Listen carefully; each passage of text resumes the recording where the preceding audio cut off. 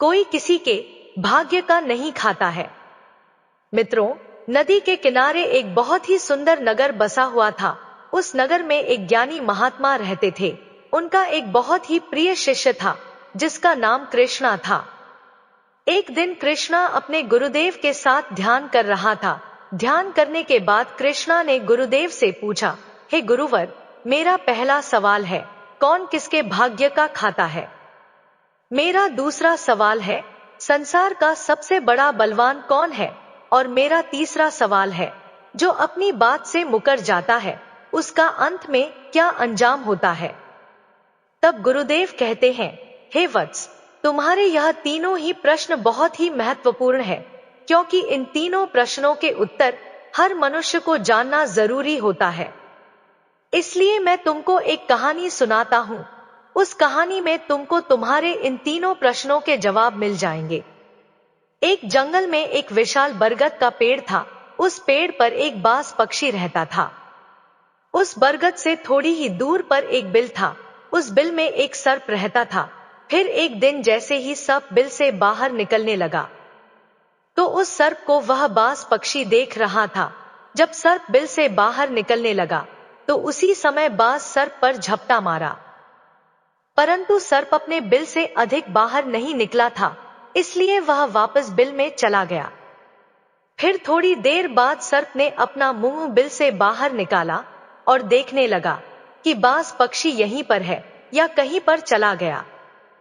फिर वह बाज पक्षी दोबारा उस सर्प पर झपटा, परंतु वह फिर से वापस अपने बिल के अंदर छुप गया। जैसे ही सर्प अपने बिल से बाहर निकलने का प्रयास करता, तो बाज उस पर हमला करता और उसे उठाकर ले जाने की कोशिश करता। बाज मन में सोच रहा था कि जब भी तू बाहर निकलेगा, तो मैं तुझे अपना भोजन बना लूंगा। और सर्प उस बाज के डर से बिल में छुपा रहता है। जब सर्प को उस बिल में रहते हुए काफी समय हो जाता है, तो सर्प मन में विचार करने लगता है कि यदि राजा विक्रांत कहीं से आ जाए, तो वह दूसरों के कष्टों का हरण करते हैं, और राजा विक्रांत ही ऐसे हैं जो मुझे इस बात से बचा सकते हैं। राजा विक्रांत को याद करता हुआ वह सर्प उस बिल में छुपा रहता है, और जो भी उस मार्ग से निकल कर जाता, तो उससे सर्प कहता कि भाई, कोई मेरी बात राजा विक्रांत तक पहुंचा दो, या मुझे राजा विक्रांत से मिला दो, तो मैं तुम्हारा जीवन भर एहसानमंद रहूंगा। फिर एक दिन राजा विक्रांत, जो दूसरों के दुखों को दूर करते थे, वह जंगल में जा रहे थे और उसी मार्ग से निकलकर जा रहे थे। तभी सर्प को पता चला कि रास्ते से कोई जा रहा है, तो वह सर्प बिल के अंदर से ही कहने लगा, अरे भाई, कोई मुझे राजा विक्रांत से मिलवा दो, तो मैं उसका जीवन भर एहसानमंद रहूंगा। यह बात जब राजा विक्रांत ने सुनी, तो राजा विक्रांत कहने लगे, क्यों भाई, आपको राजा विक्रांत से क्या काम है? तब सर्प कहने लगा, देखो भाई, राजा विक्रांत दूसरों के दुखों का हरण करते हैं, और मैं बहुत दिनों से इसी बिल में पड़ा हुआ हूं। मैं बहुत दुखी हूं। जब मैं इस बिल से बाहर निकलता हूं, तो इस वृक्ष पर एक बाज पक्षी का निवास है, और वह बाज मुझ पर उसी समय हमला करता है। इसलिए मैं इस बिल से बाहर नहीं निकलता हूं, और ना ही मुझे कुछ खाने को मिलता है। मैं ऐसे ही इस बिल में पड़ा हुआ रहता हूं, ऐसे ही अपना जीवन व्यतीत कर रहा हूं। राजा विक्रांत कहने लगे, हे सर्पराज, मैं ही राजा विक्रांत हूं। बताओ, तुम्हारे कष्ट का निवारण कैसे करूं? तब सर्प कहने लगा, हे महाराज, जैसा आपको उचित लगे वैसा ही कीजिए, लेकिन मेरा इस बात से पीछा छुड़ा दीजिए, नहीं तो यह एक दिन मुझे मार डालेगा। तब राजा विक्रांत कहने लगे, हे सर्पराज, तुम कहो तो मैं तुम्हें इस वन से कहीं दूर छोड़ दूं। सर्प कहने लगा, महाराज, जब आप मुझे दूर छोड़ने जाओगे, तो यह बाज हमें देख लेगा, और यह वहीं पर जाकर फिर से बैठ जाएगा, और मौका मिलते ही यह मुझे मार डालेगा। हे राजन, आप मुझे कुछ समय के लिए आपके अंदर में बिठा लीजिए। आप अपने पेट में बैठने के लिए मुझे स्थान दे दीजिए, तब इस बाज को पता नहीं चलेगा कि सर्प कहाँ गया, और तब मैं आपके साथ इस वन से बहुत दूर चला जाऊंगा और आगे जाने के बाद मैं आपके पेट से बाहर आ जाऊंगा। तब राजा विक्रांत कहने लगे, ठीक है सर, आज आप मेरे पेट में प्रवेश कर जाइए। राजा विक्रांत अपना मुंह खोल देते हैं और वह सर्प राजा विक्रांत के पेट में प्रवेश कर जाता है और राजा विक्रांत के पेट में जाकर बैठ जाता है। जब राजा विक्रांत वन में आगे गए और आगे काफी दूर पहुंचने के बाद उस सर्प से कहने लगे कि हे नागराज, अब आप मेरे पेट से बाहर आ जाइए। अब यह सुनसान वन है, इसमें कोई बाज आपको परेशान नहीं करेगा। यह बात सुनकर नागराज कहने लगा, नहीं महाराज, अब मैं आपके पेट से बाहर निकलने वाला नहीं हूं। राजा विक्रांत ने कहा, क्यों भाई, आपने तो मुझसे यह वादा किया था कि आप मुझे आगे सुनसान वन में छोड़ देना, मैं आपके पेट से बाहर निकल जाऊंगा। अब क्या हुआ, सुनसान वन आ गया, अब आप बाहर निकलिए। सांप कहने लगा, देखो महाराज, जैसा रहने का आनंद आपके पेट में है वैसा उस बिल में नहीं मिलता। अब मैं तुम्हारे पेट से कभी बाहर नहीं निकलूंगा। राजा विक्रांत मन में सोचने लगे, यह तो बड़ा ही दुष्ट सर्प है, अब मैं क्या करूं। और अब उसके जहर के प्रभाव से महाराज विक्रांत के पूरे शरीर से कोढ़ फूटने लगा और महाराज विक्रांत के शरीर से कोढ़ निकल आया। राजा विक्रांत मन में सोचने लगे कि अब मैं यदि राजधानी को वापस जाऊंगा तो यह अभी संभव नहीं है, क्योंकि मैं इस वक्त कोढ़ी हो गया हूं और मुझे इसी वन में रहकर इस नागराज से भी छुटकारा पाना है। यह सोचकर महाराज विक्रांत एक पेड़ के नीचे झोपड़ी बनाकर सो जाते हैं। उनके शरीर से कोढ़ टपकने लगा और बदबू आने लगी, जो कि सर्प का जहर था। सर्प कुंडली मारकर राजा विक्रांत के पेट में बैठा हुआ था। राजा विक्रांत उस वन में एक कोढ़ी की हालत में पड़े हुए थे। अब इधर उन्हीं के समय एक प्रसिद्ध जनपद था। श्रावस्ती नगरी के महाराजा थे श्रीध्वज। महाराज श्रीध्वज की 3 पुत्रियां थी और राजा श्रीध्वज बड़ा अहंकारी और बड़ा ही अभिमानी था। फिर एक दिन उसने अपनी तीनों बेटियों से पूछा, बताओ पुत्रियों, तुम किसके भाग्य का खाती हो। फिर उनमें से 2 बेटियां तो राजा के डर से कहती हैं, पिताजी, हम तो आपके भाग्य का ही खाते हैं। परंतु उनमें से राजा की एक सुरेखा नाम की बेटी थी। वह अपने पिता से कहती है, नहीं पिताजी, मैं किसी के भाग्य का नहीं खाती हूँ, मैं तो केवल अपने ही भाग्य का खाती हूँ। उस बेटी की बात सुनकर राजा को बहुत क्रोध आया। राजा ने उसी समय नाई और ब्राह्मण को बुलाया। राजा नाई और ब्राह्मण से कहने लगा कि मेरी इन दोनों बेटियों का रिश्ता तो आप किसी राजा के यहाँ करके आइए, और जो यह बड़ी वाली बेटी है इसका रिश्ता किसी कोढ़ी, कलंकी या जिसके हाथ पैर ना हो उसके साथ करके आइए। फिर राजा का आदेश मिलते ही नाई और ब्राह्मण उन तीनों बहनों का रिश्ता करने के लिए चल देते हैं। उन्होंने राजा की दोनों छोटी बेटियों का रिश्ता तो राजवंशों में कर दिया, परंतु तीसरी बड़ी बेटी के लिए वर ढूंढते ढूंढते वे उसी वन से निकलकर जा रहे थे, जिस वन में राजा विक्रांत अपनी झोपड़ी में कोढ़ी के रूप में पड़े हुए थे। उनके शरीर से कोढ़ बह रहा था। तो राजा विक्रांत को देखकर नाई और ब्राह्मण आपस में कहने लगे, इससे अच्छा तो कोई व्यक्ति हमें नहीं मिलेगा, इसीलिए इसके साथ ही राजा की लड़की का संबंध करके चलते हैं। फिर राजा विक्रांत के साथ नाई और ब्राह्मण ने राजा श्रीध्वज की लड़की सुरेखा का विवाह तय कर दिया और राजा ने भी बहुत जल्दी ही सुरेखा को उस वन में ले जा करके वहीं उस कोढ़ी राजा विक्रांत के साथ उसका विवाह संपन्न कर दिया। राजा विक्रांत जैसे महापराक्रमी राजा समय की चपेट में आ गए और एक कोढ़ी का जीवन गुजार रहे थे। वह लड़की बड़ी ही पतिव्रता थी। वह अपने पति राजा विक्रांत की सेवा करती थी और वह दोनों छोटी बहनें जो थी वह बड़े बड़े राजाओं के घर में गई तो वह तो आराम की जिंदगी जी रही थी, लेकिन सुरेखा राजा विक्रांत के साथ दुखी जीवन काट रही थी। कहते हैं, जो अपने नियम और सिद्धांतों पर रहता है और जो धर्म का पालन करता है, ईश्वर हमेशा उसे सुखी रखना ही पसंद करता है। भगवान उसे हमेशा आनंद प्रदान करता है। इसलिए उस झोपड़ी में रहते रहते सुरेखा को राजा विक्रांत के साथ बहुत दिन बीत जाता है। उस झोपड़ी के पास एक पीपल का वृक्ष था और उस वृक्ष के नीचे एक दूसरे सर्प का बिल था। एक रात राजा विक्रांत सो रहे थे और रात्रि का समय था, तो सुरेखा महाराज विक्रांत की सेवा कर रही थी। उसी समय उस बिल से एक सर्प बाहर निकलता है और बाहर निकलकर जो राजा विक्रांत के पेट में सर्प था, उस सर्प से कहने लगता है, अरे दुष्ट, अपने वचन से मुकर गया।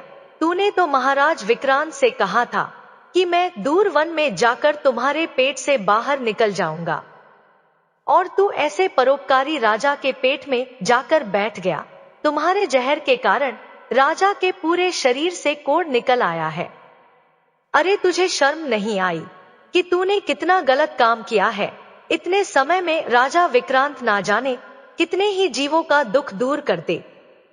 वह सर्प आगे कहता है, यदि कोई सुन रहा हो तो मैं तेरे मरने का उपाय बताता हूँ।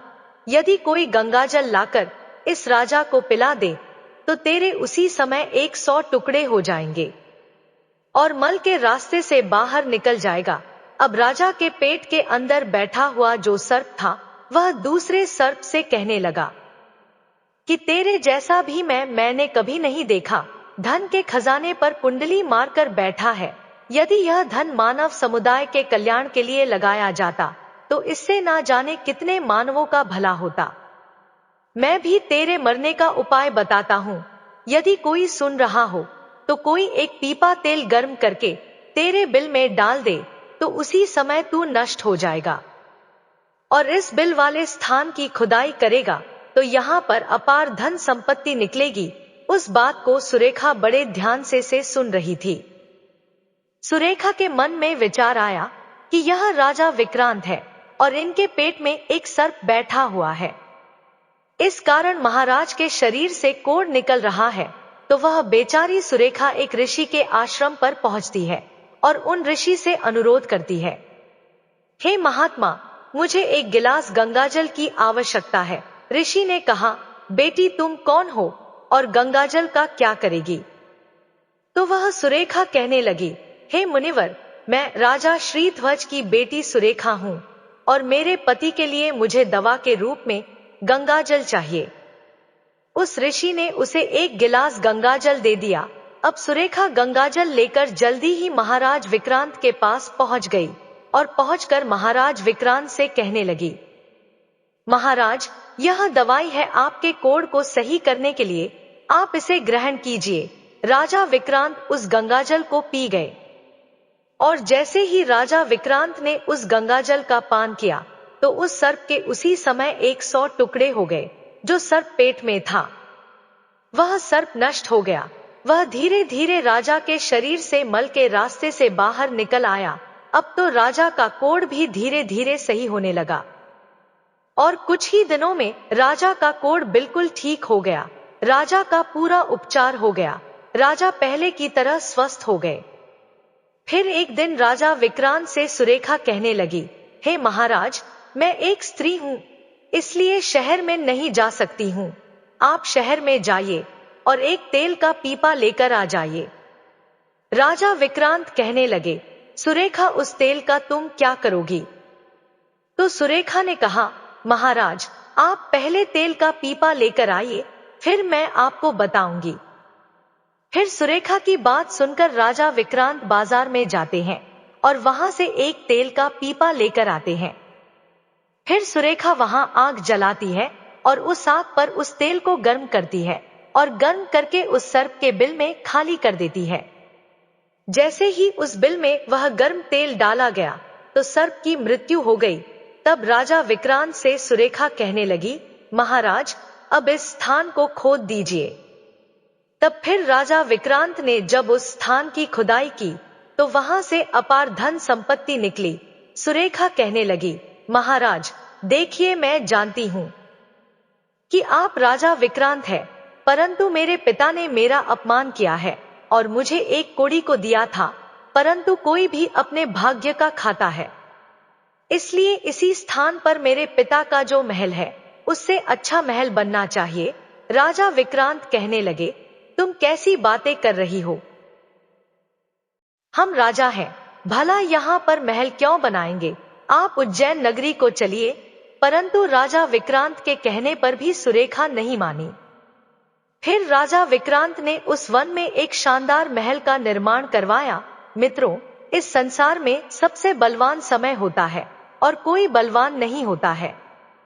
जिसका समय अच्छा होता है वह आगे बढ़ता रहता है, और जिसका समय खराब हो जाता है, जिसका समय विपरीत होता है, वह पतन की ओर अग्रसर हो जाता है। फिर राजा श्रीध्वज पर एक दूसरा राजा आक्रमण कर देता है और उस आक्रमण में श्रीध्वज पराजित हो जाता है और राजा श्रीध्वज अपने परिवार सहित प्राण बचाने के लिए उसी वन में पहुंच जाता है। जब वन में राजा भूखा प्यासा भटक रहा था, फटे हुए वस्त्र और भूख से पीड़ित और प्यास से राजा का गला सूखा जा रहा था, तो राजा घूमते घूमते उस सुरेखा और राजा विक्रांत के महल के नजदीक से गुजरता है। तो सुरेखा अपने पिताजी को पहचान जाती है। सुरेखा ने अपने एक सेवक को भेजा और सेवक भेजकर महाराज श्रीध्वज, जो कि एक फटी हुई हाल में थे, उनके पास वस्त्र नहीं थे, उन्हें बुलवाया। श्रीध्वज ने सोचा कि यह ना जाने कौन है और हमें क्यों बुला रही है। जब राजा श्रीध्वज उस लड़की के पास पहुंचे तो श्रीध्वज लड़की को पहचान लिया। सुरेखा श्रीध्वज से कहने लगी, पिताजी, मैं वही सुरेखा हूं और मैं आपसे यह कहती थी कि मैं मेरे भाग्य का खाती हूं। देखिए, मैं अपने ही भाग्य का खाती हूं, आपके भाग्य का नहीं खाती हूं। आपने मुझे एक कोढ़ी को दिया था, परंतु मेरे भाग्य में तो एक सम्राट लिखा था। देखिए पिताजी, मैं उज्जैन नरेश राजा विक्रांत की पत्नी हूं। राजा श्रीध्वज मन में विचार करता है और अपनी उस लड़की से अपने अपराध के लिए क्षमा मांगता है। इस संसार में सबसे बड़ा बलवान समय है और कोई भी व्यक्ति किसी दूसरे के भाग्य का नहीं खाता है। हर कोई यह सोचता है कि यह मेरे भाग्य का खा रहा है, लेकिन नहीं, कोई किसी के भाग का नहीं खाता है। जो कोई खाता है वह अपने भाग्य का ही खाता है। हर दाने दाने पर खाने वाले का नाम होता है। आप यह ना सोचे कि हम किसी को खिला रहे हैं। आप किसी को खिलाने वाले कौन होते हैं? इस संसार को खिलाने वाला तो एक ही है और वह है परमेश्वर। मित्रों, जो अपनी बात से मुकर जाता है उसका अंत वही होता है जो राजा विक्रांत के पेट में बैठे हुए उस सर्प का हुआ था। अंततः वह विनाश को प्राप्त होता है। हमेशा सत्य की ही जीत होती है और अधर्मी, अत्याचारी और पापियों का अंत होता है। इस तरीके से राजा विक्रांत और उसकी पत्नी सुरेखा ने राजा श्रीध्वज का बड़ा स्वागत किया। वह राजा विक्रांत महाराज श्रीध्वज को अपने साथ उज्जैन ले आए और बाद में राजा विक्रांत ने अपनी सेना राजा श्रीध्वज के साथ भेजी और जिस राजा ने श्रीध्वज को पराजित किया था उससे अपना राज्य वापस पा लिया। जिसकी किस्मत अच्छी होती है, जिसके कर्म अच्छे होते हैं, उसे ईश्वर कहीं ना कहीं से देता है। हम और तुम तो अपने परिवार का पालन करने में भी हिचक जाते हैं, लेकिन इस संसार का पालन करने वाले को देखिए, वह पूरे संसार का, हर जीव जंतुओं का ध्यान रखता है। तो मित्रों, आज की कहानी कैसी लगी कमेंट बॉक्स में कमेंट करके जरूर बताएं। वीडियो को लाइक शेयर करें और हमारे चैनल को सब्सक्राइब करें। आप सभी का धन्यवाद।